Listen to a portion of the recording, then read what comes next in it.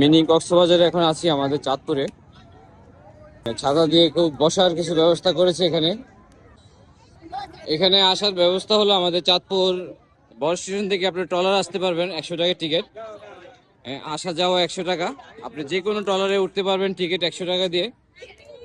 এই নতুন একটি সিস্টেম করেছে আমাদের চাঁদপুর বড় স্টেশন থেকে। চাইলে এখান থেকে প্যান্ট কিনে গোসল করতে পারবেন। এগুলো কত করে ভাই?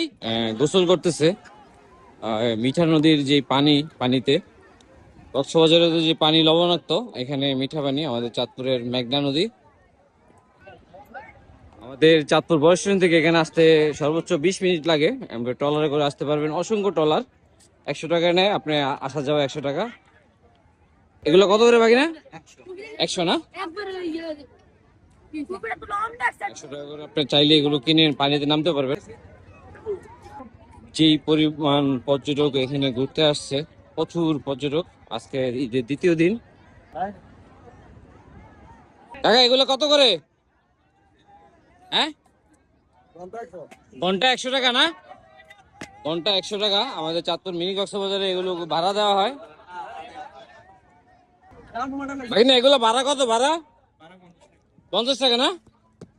এই প্যান আপনি চাইলে ভাড়াও নিতে পারবেন এখান থেকে। আপনারা চাইলে ঝালমুড়ি খেতে পারবেন, পানি আছে, অনেক কিছু আছে এখানে। ঝালমুড়ি, চিপস, পানি, অনেক কিছু আছে চরে। এক অন্যরকম অনুভূতি আমাদের চাঁদপুরের মেঘনার এই চরে। মিনি কক্সবাজার এক কথা অসাধারণ। আজকে দ্বিতীয় দিন, সবাই মজা করতেছে, আমি আপনাদের দেখাচ্ছি। এবং ঢেউ আছে ভালো নদীতে। ফুটবল নিয়ে আসতে পারবেন, এখানে ফুটবল খেলতে পারবেন এই চরে। গোসল করার সংখ্যা খুবই বেশি। নদীর চারপাশে শুধু মানুষ আর মানুষ গোসল করতেছে। আমি আপনাদের দেখাচ্ছি, বিভিন্ন ভাবে বিভিন্ন মানুষ এনজয় করতেছে বিষয়গুলো।